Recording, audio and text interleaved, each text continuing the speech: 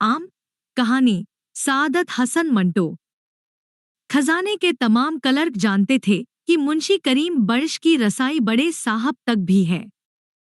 चुनाचे वो सब उसकी इज्जत करते थे। हर महीने पेंशन के कागज भरने और रुपया लेने के लिए जब वो खजाने में आता तो इसका काम इसी वजह से जल्द जल्द कर दिया जाता था। 50 रुपए उसको अपनी 30 साला लिदमात के इवज हर महीने सरकार की तरफ से मिलते थे। हर महीने 10-10 के 5 नोट वो अपने खफीफ तौर पर कांपते हुए हाथों से पकड़ता और अपने पुराने वज़ा के लंबे कोट की अंदरूनी जेब में रख लेता। चश्मे में खजांची की तरफ तशक्कुर भरी नजरों से देखता और ये कहकर, अगर जिंदगी हुई तो अगले महीने फिर सलाम करने के लिए हाजिर हूँगा, बड़े साहब के कमरे की तरफ चला जाता। 8 बरस से इसका यही दस्तूर था। खजाने के दरीब दरीब हर क्लर्क को मालूम था कि मुंशी करीम बख्श जो मुतालिबात फीफा की कचहरी में कभी मुहाफिज दफ्तर हुआ करता था, बेहद वज़ादार, शरीफुत्तबा और हलीम आदमी है। मुंशी करीम बख्श वाकई इन सिफात का मालिक था। कचहरी में अपनी तवील मुलाजमत के दौरान में आफिसरान बाला ने हमेशा उसकी तारीफ की है। बाज मुंसिफों को तो मुंशी करीम बख्श से मोहब्बत हो गई थी। उसके खुलूस का हर शख्स थाइल था। इस वक्त मुंशी करीम बख्श की उम्र 65 से कुछ ऊपर थी। बुढ़ापे में आदमी उमूमन कमगो और हलीम हो जाता है, मगर वो जवानी में भी ऐसी ही तबीयत का मालिक था। दूसरों की खिदमत करने का शौक इस उम्र में भी वैसे का वैसा ही कायम था। खजाने का बड़ा अफसर मुंशी करीम बख्श के एक मुरब्बी और मेहरबान जज का लड़का था। जज साहब की वफात पर उसे बहुत सदमा हुआ था। अब वो हर महीने उनके लड़के को सलाम करने की धरस से जरूर मिलता था। इससे उसे बहुत तस्कीन होती थी। मुंशी करीम बख्श उन्हें छोटे जज साहब कहा करता था। पेंशन के 50 रुपए जेब में डालकर वह बरामदा तय करता और चढ़ लगे कमरे के पास जाकर अपनी आमद की इत्तिला कराता। छोटे जज साहब उसको ज्यादा देर तक बाहर खड़ा न रखते, फौरन अंदर बुला लेते और सब काम छोड़कर उससे बातें शुरू कर देते। तशरीफ रखिए मुंशी साहब, फरमाइए मिजाज कैसा है? अल्लाह का लाख लाख शुक्र है, आपकी दुआ से बड़े मजे में गुजर रही है। मेरे लायक कोई विदमत? आप मुझे क्यों शर्मिंदा करते हैं? मेरे लायक कोई विदमत हो तो फरमाइए। खिदमत गुजारी तो बंदे का काम है, आपकी बड़ी नवाजिश है। इस किस्म की रस्मी गुफ्तगू के बाद मुंशी करीम जज साहब की मेहरबानियों का जिक्र छेड़ देता। उनके बुलंद किरदार की वजाहत बड़े फिदवियाना अंदाज में करता और बार बार कहता, अल्लाह बर्शे मरहूम फिरिश्ता खसलत इंसान थे, खुदा उनको करवट करवट जन्नत नसीब करे। मुंशी करीम बख्श के लहजे में खुशामद वगैरह की जर्रा भर मिलावट नहीं होती थी। वो जो कुछ कहता था महसूस करके कहता था। इसके मुताल्लिक जज साहब के लड़के को, जो अब खजाने के बड़े अफसर थे, अच्छी तरह मालूम था। यही वजह है कि वो उसको इज्जत के साथ अपने पास बिठाते थे और देर तक इधर उधर की बातें करते रहते थे। हर महीने दूसरी बातों के अलावा मुंशी करीम बख्श के आम के बागों का जिक्र भी आता था। मौसम आने पर जज साहब के लड़के की कोठी पर आमों का एक टोकरा पहुंच जाता था। मुंशी करीम बख्श को खुश करने के लिए वो हर महीने उसको याद दहानी करा देते थे। मुंशी साहब, देखें, इस मौसम पर आमों का टोकरा भेजना न भूलिएगा। पिछली बार आपने जो आम भेजे थे उसमें तो सिर्फ 2 मेरे हिस्से में आए थे। कभी ये 3 हो जाते थे, कभी 4 और कभी सिर्फ 1 ही रह जाता था। मुंशी करीम बख्श ये सुनकर बहुत खुश होता था। हुजूर, ऐसा कभी हो सकता है? जूं ही फसल तैयार हुई मैं फौरन ही आपकी खिदमत में टोकरा लेकर हाजिर हो जाऊंगा। 2 कहिए 2 हाजिर कर दूं। ये बार किसके हैं? आप ही के तो हैं। कभी कभी छोटे जज साहब पूछ लिया करते थे, मुंशी जी आपके बार कहाँ हैं? दुनिया नगर में हुजूर। ज्यादा नहीं है, सिर्फ 2 हैं। इसमें से एक तो मैंने अपने छोटे भाई को दे रखा है जो इन दोनों का इंतजाम वगैरह करता है। मई की पेंशन लेने के लिए मुंशी करीम वर्ष जून की 2 तारीख को खजाने गया। 10-10 के 5 नोट अपने धफीफ तौर पर कांपते हुए हाथों से कोट की अंदरूनी जेब में रखकर इसने छोटे जज साहब के कमरा का रुख किया। हस्बे मामूल इन दोनों में वही रस्मी बातें हुईं। आखिर में आमों का जिक्र भी आया, जिस पर मुंशी करीम बंश ने कहा, दुनिया नगर से चिट्ठी आई है कि अभी आमों के मुंह पर चीप नहीं आया। जूं ही चीप आ गया और फसल पक कर तैयार हो गई, मैं फौरन पहला टोकरा लेकर आपकी जिदमत में हाजिर हो जाऊंगा। छोटे जज साहब, इस दफा ऐसे तोहफा आम होंगे कि आपकी तबीयत खुश हो जाएगी। मलाई और शहद के घूंट न हुए तो मेरा जिम्मा। मैंने लिख दिया है कि छोटे जज साहब के लिए एक टोकरा खास तौर पर भरवा दिया जाए और सवारी गाड़ी से भेजा जाए ताकि जल्दी और एहतियात से पहुंचे। 10-15 रोज आपको और इंतजार करना पड़ेगा। छोटे जज साहब ने शुक्रिया अदा किया। मुंशी करीम बर्श ने अपनी छतरी उठाई और खुश खुश घर वापस आ गया। घर में उसकी बीवी और बड़ी लड़की थी। ब्याह के दूसरे साल जिसका ढाविंद मर गया था।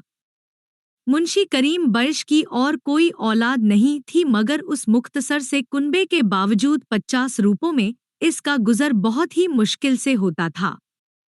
इसी तंगी के बाइस उसकी बीवी के तमाम जेवर इन 8 बरसों में आहिस्ता आहिस्ता बिक गए थे। मुंशी करीम बर्श फजूल खर्च नहीं था।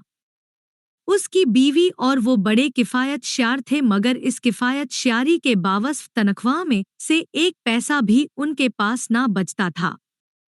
उसकी वजह सिर्फ ये थी कि मुंशी करीम बर्श चंद आदमियों की खिदमत करने में बेहद मुसर्रत महसूस करता था, उन चंद धासुलदास आदमियों की खिदमत गुजारी में जिनसे उसे दिली अदीदत थी। इन ढास आदमियों में से एक तो जज साहब के लड़के थे।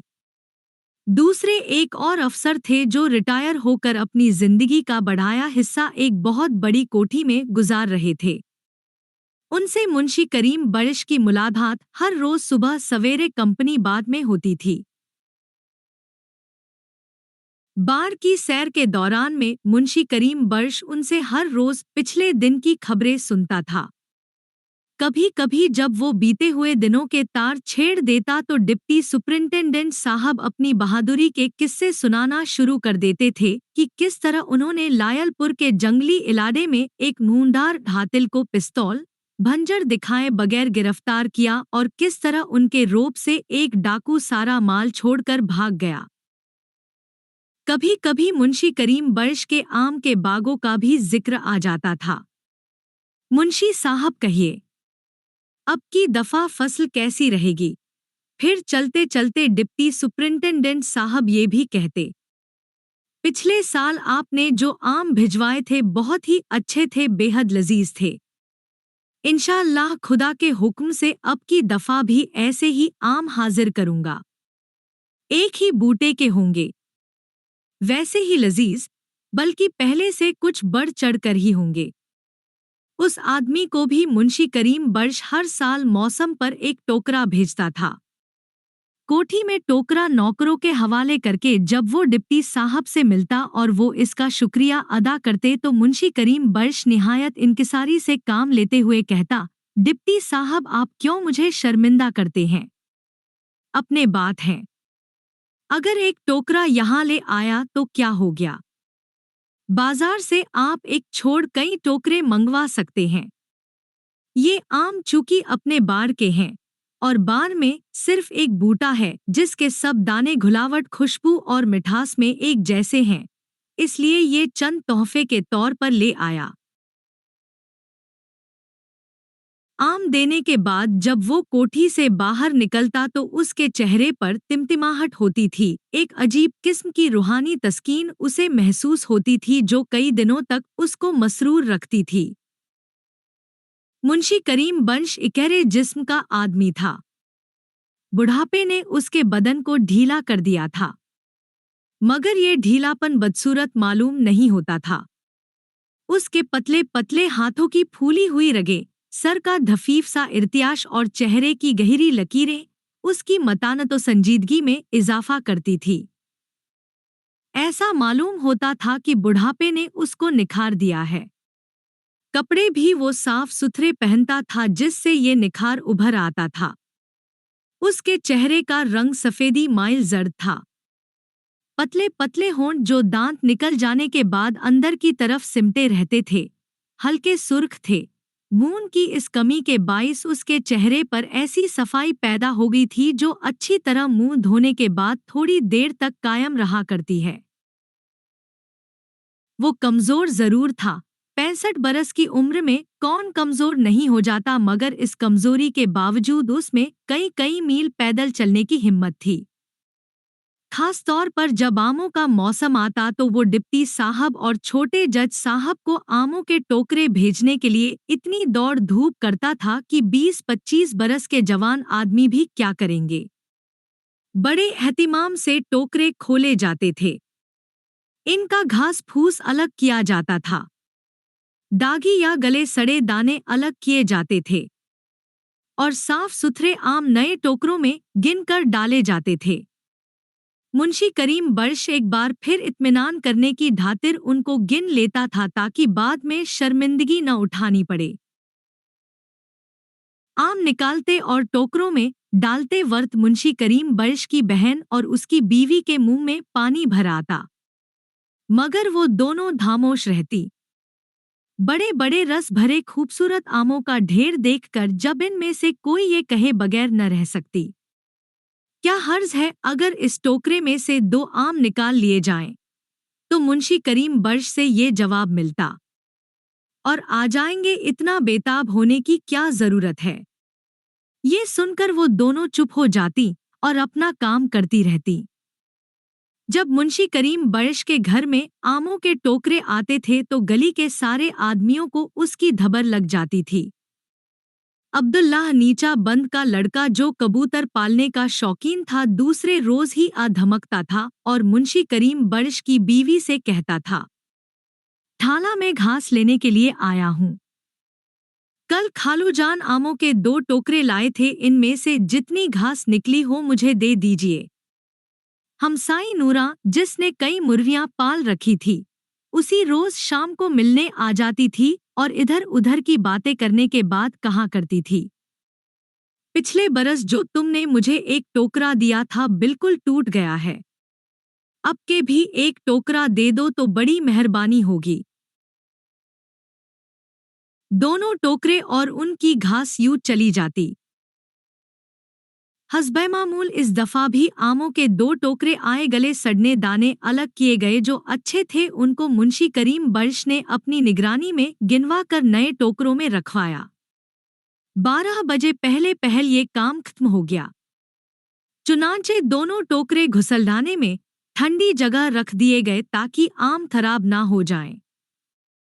उधर से मुतमिन होकर दोपहर का खाना खाने के बाद मुंशी करीम बंश कमरे में चारपाई पर लेट गया। जून के आखिरी दिन थे। इस ददर गर्मी थी कि दीवारें तवे की तरह तप रही थी। वो गर्मियों में आम तौर पर घुसलदाने के अंदर ठंडे फर्श पर चटाई बिछाकर लेटा करता था। यहाँ मोरी के रास्ते ठंडी ठंडी हवा भी आ जाती थी, लेकिन अब के इसमें 2 बड़े बड़े टोकरे पड़े थे। उसको गर्म कमरे ही में, जो बिल्कुल तनूर बना हुआ था, 6 बजे तक वक्त गुजारना था। हर साल गर्मियों के मौसम में जब आमों के ये टोकरे आते उसे एक दिन आग के बिस्तर पर गुजारना पड़ता था, मगर वो इस तकलीफ को नंदा पेशानी से बर्दाश्त कर लेता था। करीबन 5 घंटे तक छोटा सा पंखा बार बार पानी में तर करके झलता रहता। इंतहाई कोशिश करता कि नींद आ जाए, मगर एक पल के लिए भी उसे आराम नसीब न होता। जून की गर्मी और जिद्दी किस्म की मक्खियां किसे सोने देती हैं। आमों के टोकरे घुसलदाने में रखवा कर जब वो गर्म कमरे में लेटा तो पंखा झलते झलते एकदम उसका सर चकराया। आंखों के सामने अंधेरा सा छाने लगा। फिर उसे ऐसा महसूस हुआ कि उसका सांस उखड़ रहा है और वो सारे का सारा गहराइयों में उतर रहा है। इस किस्म के दौरे उसे कई बार पड़ चुके थे, इसलिए कि इसका दिल कमजोर था, मगर ऐसा जबरदस्त दौरा पहले कभी नहीं पड़ा था। सांस लेने में उसको बड़ी दिक्कत महसूस होने लगी। सर बहुत जोर से चकराने लगा। घबराकर इसने आवाज दी और अपनी बीवी को बुलाया। ये आवाज सुनकर उसकी बीवी और बहन दोनों दौड़ी दौड़ी अंदर आए। दोनों जानती थी कि उसे इस किस्म के दौरे क्यों पड़ते हैं। फौरन ही उसकी बहन ने अब्दुल्ला नीचा बंद के लड़के को बुलाया और उससे कहा कि डॉक्टर को बुला लाए ताकि वो ताकत की सुई लगा दे। लेकिन चंद मिनटों ही में मुंशी करीम बख्श की हालत बहुत ज्यादा बिगड़ गई। इसका दिल डूबने लगा। बेकरारी इस कदर बढ़ गई कि वो चारपाई पर मछली की तरह तड़पने लगा। उसकी बीवी और बहन ने ये देखकर शोर बरपा कर दिया, जिसके बाइस इसके पास कई आदमी जमा हो गए। बहुत कोशिश की गई उसकी हालत ठीक हो जाए, लेकिन कामयाबी नसीब न हुई। डॉक्टर बुलाने के लिए 3-4 आदमी दौड़ाए गए थे, लेकिन इससे पहले कि इनमें से कोई वापस आए मुंशी करीम बख्श जिंदगी के आखिरी सांस लेने लगा। बड़ी मुश्किल से करवट बदलकर उसने अब्दुल्ला नीचा बंद को, जो इसके पास ही बैठा था, अपनी तरफ मुतवज्जा किया और डूबती हुई आवाज में कहा, तुम सब लोग बाहर चले जाओ। मैं अपनी बीवी से कुछ कहना चाहता हूँ। सब लोग बाहर चले गए। उसकी बीवी और लड़की दोनों अंदर दाखिल हुई। रो रो कर उनका बुरा हाल हो रहा था। मुंशी करीम बख्श ने इशारे से अपनी बीवी को पास बुलाया और कहा, दोनों टोकरे आज शाम ही डिप्टी साहब और छोटे जज साहब की कोठी पर जरूर पहुंच जाने चाहिए। पड़े पड़े खराब हो जाएंगे। इधर उधर देखकर इसने बड़े धीमे लहजे में कहा, देखो, तुम्हें मेरी कसम है, मेरी मौत के बाद भी किसी को आमों का राज मालूम न हो। किसी से न कहना कि ये आम हम बाजार से खरीद कर लोगों को भेजते थे। कोई पूछे तो यही कहना कि दुनिया नगर में हमारे बाद हैं। बस। और देखो, जब मैं मर जाऊं तो छोटे जज साहब और डिप्टी साहब को जरूर इत्तिला भेज देना। चंद लम्हात के बाद मुंशी करीम बख्श मर गया। उसकी मौत से डिप्टी साहब और छोटे साहब को लोगों ने मुत्तला कर दिया, मगर दोनों चंद नागुज़ीर मजबूरियों के बाइस जनाजे में शामिल न हो सके।